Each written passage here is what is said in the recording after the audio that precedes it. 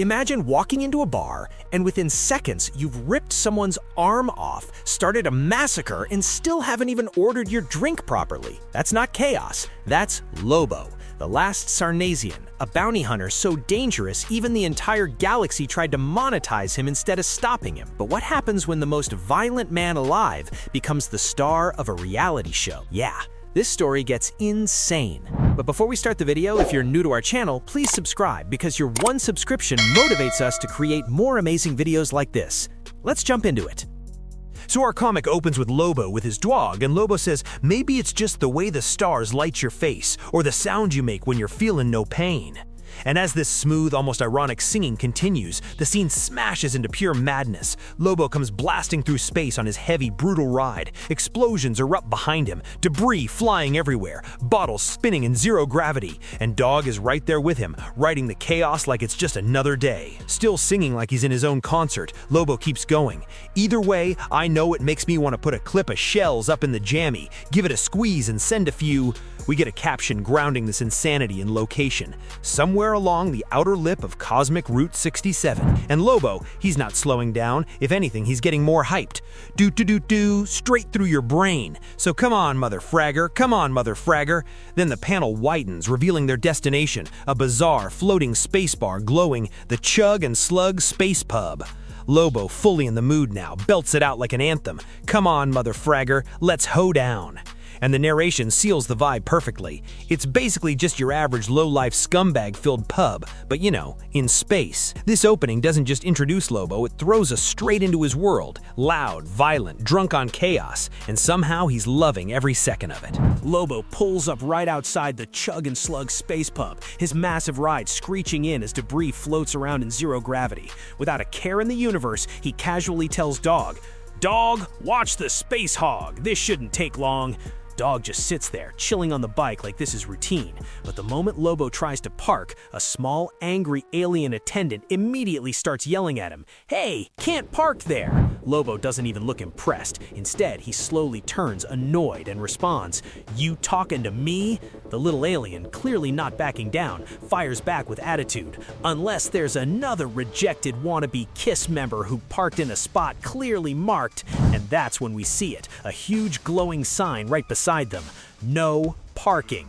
Now the tension starts building. The alien, getting more aggressive, steps forward and snaps, "Then yeah, I'm talking to you. Now move that piece of scrit before," and in the very next moment, Lobo moves. Fast, violent, unstoppable. He grabs the alien and without a second thought rips his arm clean off in one savage motion. Holding the torn limb like it's nothing, Lobo casually drops a line that perfectly sums up how insane he is. "You bleed out 'cause instead of your arm being attached to your body." And as the chaos continues in the background, he finishes it like it's just common sense. It's being used to edit a typo that I was just made aware of.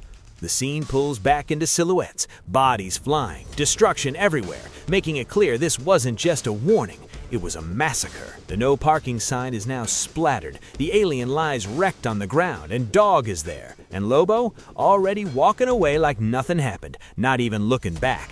He throws one last line over his shoulder, mocking, disrespectful as ever. "Is that what you were gonna say, you fraggin' bastich?" Lobo casually walks into the Chug and Slug Space Pub like he didn't just leave a body outside. The door swings open and instantly we're hit with pure chaos inside. Aliens drinking, fighting, floating, laughing. The whole place is loud, messy, and completely unhinged. Basically the perfect spot for someone like Lobo. As he steps in, no one really questions him, because in a place like this, madness is normal. Then we cut to the bartender, a weird, wide, grinning alien who immediately greets him.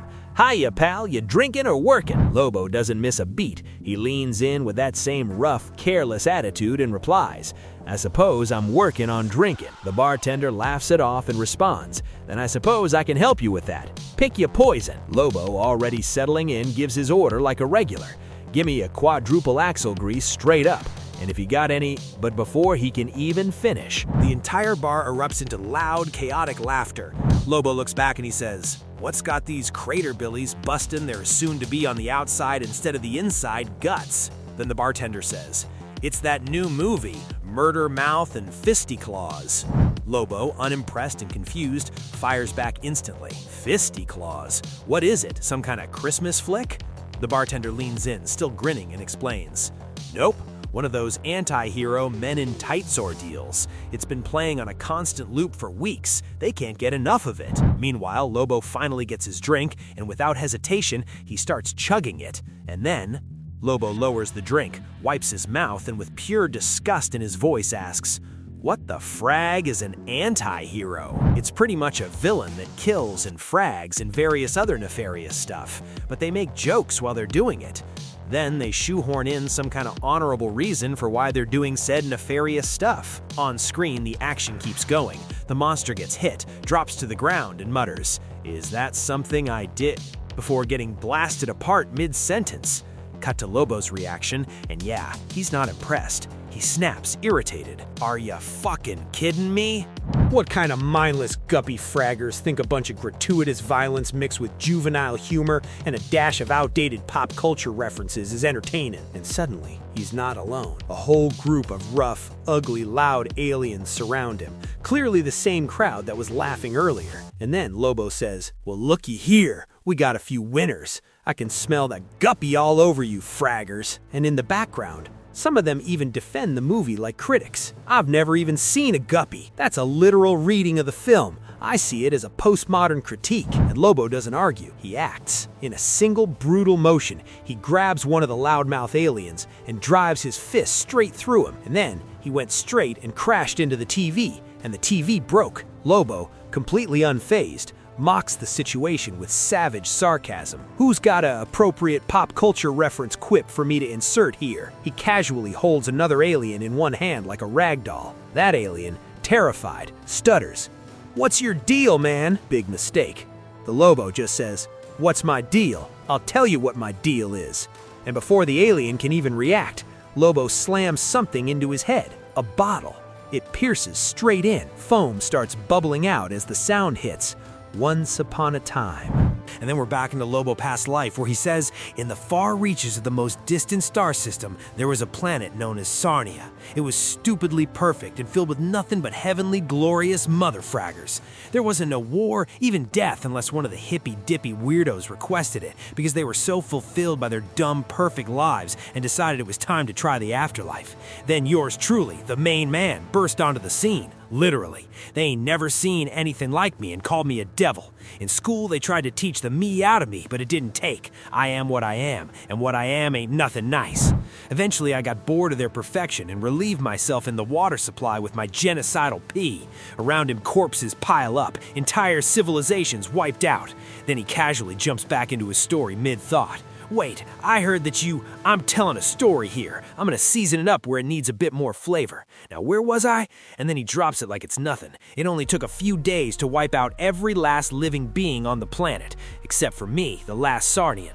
Over the next few hundred years, I stormed the North Pole and killed Santa Claus, went to heaven and hell, got turned into Lady Lobo, fought this guy who wears his underwear on the outside of his pants and does this whole swirly thing with his hair but acts like it's naturally that way. We all know he's pretty heavily invested in pomade.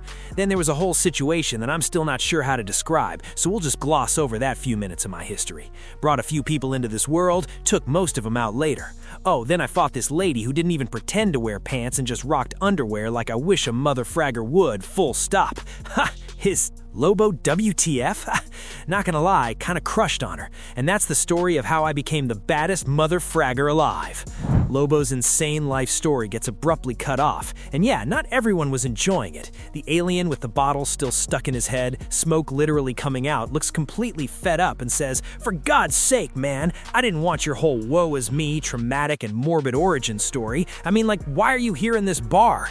And just like that, reality kicks back in. Lobo casually shrugs it off, almost like he forgot the actual reason he came here. "Ah, gotcha, my bad. I'm on a job, bounty. Some dweeb goes by the name of Wit Dusty." Now that alien asks, "What, Dusty? That's me, but there must be some kind of mistake. I don't have a bounty on me." Lobo doesn't even blink. Instead, he narrows it down with a question. "Are you or were you ever an accountant for the Kentucky crime syndicate?" The guy freezes, stutters, and that hesitation, that's all Lobo needed. In one smooth motion, he pulls out a massive weapon, aiming it directly at him. Yeah, that's what I thought you'd do. In fact, I have a big fat old bounty on your head, and I'm here to collect every single one of the But before he can even finish, boom, gunfire erupts. Gunfire settles, and Lobo is still standing like it barely even mattered. Annoyed more than hurt, he growls, "Told you to watch the hog while I'm working, ya mangy mutt." Meanwhile, Dog is off to the side, literally throwing up as a device nearby starts ringing. Herc, ring ring. Lobo answers the call, already irritated. Hello? And then Nako drops the bomb. The bounty's been canceled. That instantly sets Lobo off. What do you mean canceled, Nako? I traveled across the galaxy, and I'm about to put a few into this guy's melon, and you're telling me I ain't gonna get paid for it? The explanation comes quickly. Yeah, sorry, Lobo. I sold out, man. Some suits came in and dropped a ton of cash on the table, and I couldn't turn it down. Me and Tracy are retiring to Jupiter's Cyclops. We even see them, already packed up, ready to leave this life behind. But Lobo, he doesn't care at all. His voice turns cold, dangerous. Today's your lucky day, nerd. I got myself a code. I don't extinct anyone or thing for someone else without getting paid. Then he leans in, making it very clear what kind of man he is. I do kill people for having shat taste in movies, though. I suggest you beat before I exercise that option on ya. Now it's just Lobo and his target. Okay, Nako, he's back on the lam. Now who's gonna be making this right for the main man? And the answer comes with a threat. Well, you're not gonna love the answer to that. Then Lobo says, how about you let me be the judge of that? Lobo grips his weapon tighter, because even if the bounty's canceled, someone's still gonna pay. And knowing Lobo, it's not gonna be pretty. Omni Mega Plus Entertainment Corp., the largest media conglomerate in all known existence. Meanwhile, outside, chaos is already unfolding, people running, alarms going off, and in the middle of it all, Lobo crashes onto the scene with Dog barking wildly. Lobo looks around, slightly confused but ready for violence as always. This can't be the right address. For real? Dog keeps barking. Lobo rolls his eyes and snaps back at him. Dog, I meant, are you for real? You ain't a vocabulary challenge tree trunk, and I ain't the trash panda that understands it. Still, he keeps walking forward, dragging his chain, heading straight toward the massive doors. Dog barks again, and this time, Lobo actually gets it, sort of. Okay, I might have understood that, and frag you too, but just as he approaches, a voice stops him cold, calm, direct. Hello, Lobo. Lobo turns, already irritated, already dangerous, and before the speaker can even finish, I hope you frag. Lobo doesn't wait for introductions, explanations, or manners. The moment someone tries to talk, he unloads, both guns blazing, shells flying everywhere as the panel explodes with sound. Butta butta, butta butta butta. And Lobo shouts over the chaos. People I don't address me all casual like I do know them, gets a few cans from the biscuits emptied into their guts. Bodies drop. Walls get shredded. The entire entrance turns into a bullet-ridden massacre. But then, from the middle of all that destruction, a calm, composed voice responds. Almost impressed, we see a strange figure with a screen for a head, completely unfazed, saying, "Ah, very well done, Lobo. I told them you would not disappoint, which is why I suggested a projectional greeting and introduction." And suddenly, everything shifts. The chaos was expected, planned, controlled. The figure politely gestures forward. Please follow me. Mr. KZZT has been looking forward to meeting you. Lobo, still surrounded by bodies and bullet holes, narrows his eyes, clearly not buying any of this. I feel like we ain't on the same page here, lady. In fact, not sure we're reading the same book. The guy doesn't react emotionally, just continues smoothly.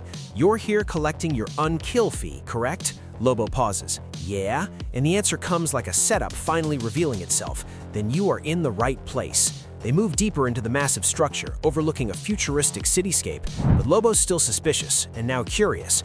But Omni Mega Plus Entertainment Corp makes pieces shat movies and even shattier TV shows. And then the real question, why would the galaxy's biggest entertainment mega corporation be mixed up in paying off a bounty from my ex-employer? The guide begins to answer. I hate to correct you, but we are the galaxy's largest entertainment Omega Corporation, which is why we changed our name to Omni Mega Plus Entertainment Corp. It may seem like just a difference in syntax, but trust me, it's much more. But Lobo? Yeah, he's already done listening. He cuts her off instantly. I'm gonna stop you right there, boob tube. I know all about the whole Alpha and Omega situation, and I couldn't care less. Then he gets straight to the point, the only thing that matters to him. What I do care about is why I'm all the way the frag out here on this side of the system instead of back at NACO's taco and bounty shop getting what's owed me. And finally, the real answer drops. The machine-faced guide explains coldly, "That's easy. OEEC Corp is now the proud owner of the bail bond and bounty hunter business." Lobo pauses, processing that, then asks, "You bought NACO's biz?" And the response hits even harder. "Yes, and everyone else's. Omni purchased your entire industry, whole cloth. We own the bounty trade now." For a second, silence. Then Lobo bursts out laughing. Ha ha ha! He can't even take it seriously. Sounds like the dumbest purchase of all time. What, did you stay up too late drinking one night and got a little loose with scroll shopping? In the background, Dog is still coughing and growling. And then Mr. Gizd stands from their chair, and then he just says, "This was not a board impulse buy. Our analysts determined that the anti-hero is the fastest growth sector in the current content landscape as far as viewers are concerned. We didn't want to simply get in on the action, we wanted to control it. I'll admit, we're a bit late to the trend. GRP broke the cosmic box office with Murder Mouth and Fisty Claws, bringing in 259 mecha-quillion. But we see something bigger." Lobo, still on the ground but clearly not out, cuts through all the corporate nonsense with pure, blunt honesty. First, that movie sucks. Then he gets deadly serious. Second, you're gonna have to find your way to a point and give me my money very soon, or I'm gonna start making everyone in this room not alive. But the executive doesn't flinch. Instead, they reveal the real disturbing vision. Certainly, you see, the only thing viewers like more than escapist fiction is reality, or a highly manipulated and controlled glimpse into what we sell them as reality. We want to take their obsession with the anti-hero and combine it with their addiction to the authentic domicile spouses of wherever. Lobo, done listening, steps in and grabs the situation himself, snarling, "You're vomiting all the words, and yet none of them have been, 'Lobo, here's the loot we owe ya.'" The room tenses instantly. And then, orders are shouted. "Put Mr. Gz down now and back away." Security forces rush in, weapons locked on Lobo, giving him a clear warning. You have 5 seconds to comply. But Lobo, he doesn't fear orders, he enjoys breaking them. A twisted grin spreads across his face as he says, "I'm not usually into complying, but when you talk to me all bossy like that, it gets me in the mood too." And then he explodes into action, swinging his massive chain, smashing through everything in his path, tearing the moment apart as he roars, "To comply all over you." Lobo keeps spinning that chain like a weapon of mass destruction, clearing entire squads in seconds. One swing turns into a massacre as multiple enemies get ripped apart midair. And through all that chaos, he's calm, confident, enjoying it. He mutters, "Don't you others worry," then keeps tearing through wave after wave until bodies are literally scattered across the floor. Now standing in the middle of the destruction, surrounded by broken enemies, Lobo smirks and says, "There's plenty of the main man to go around. Now who wants some of this?" And then, ding! A new sound cuts through the chaos. Lobo looks up, and we see it. An entire army, rows upon rows of enemies surrounding him from every direction. But instead of backing down, he grins, wide, dangerous, and delivers the most Lobo line possible. "Y'all better call home and let your significant others know you're gonna be late for dinner, 'cause you're stuck in a meeting." Then leans in, finishing it with pure menace. And by stuck in a meeting, I mean dead. Lobo charges forward, dual guns blazing, laughing through the destruction as explosions burst around him, debris flying in every direction. He doesn't dodge, he doesn't hide, he runs straight into the fire. And somehow, he's winning, blasting enemies left and right, tearing through their formation like they're nothing. Then, a single shot lands. He looks down, annoyed more than hurt, and says, "Did you just shoot me in the hip?" Lobo was insane, man. One of the soldiers suddenly unsure of himself, and he says, is that one shot to Lobo's hip turns into the biggest mistake of their lives. Lobo slowly lifts his chain, almost calm, almost casual, and says, "Don't think about it." And then everything explodes. He launches forward like a missile, crashing straight into the squad as he finishes, "Be about it." And from that moment, it's pure annihilation. Bodies pile up around him as he tears through them, smashing, ripping, crushing. No rhythm, no mercy, just chaos. One after another, the soldiers get obliterated as Lobo turns their entire formation into scrap. Chains swing, armor shatters, weapons break, and Lobo, he's smiling through all of it. Chains swinging, bodies flying, metal crushing, each hit echoing through the room. Wham! Wham! Wham! Comply! comply. And then Mr. Kst says, enough. The chaos pauses just enough for the real conversation to begin. Lobo turns, surrounded by destruction, and mocks the whole situation. Well, looky here. Boob tube's getting all jealous. You ain't really my type, so if you want some of my compliant, you need to load up your face with some inspiration to get me there. Mr. Kst steps forward, completely calm, completely in control. That right there is why we want you here at OOEC, where you will make more money than you've ever been able to imagine. Lobo, unimpressed as always, just stares and replies, "And how's that?" And that's when the real pitch drops. The screens around them light up, all showing Lobo over and over again. Mr. Kst reveals the plan. "We want you to be the star of our new flagship reality show. We're pulling back the curtain on the hyper-violent world of bounty hunting with our star." And that's how Lobo went from just another intergalactic bounty hunter to becoming the most dangerous product in the universe. Not controlled, not contained, just broadcast. Because when you try to turn chaos into entertainment, you don't control it, you unleash it. If you enjoyed this breakdown, hit like, subscribe, and tell me, would you watch Lobo's reality show or run for your life? This is Quantum Comic, and I'll see you in the next one.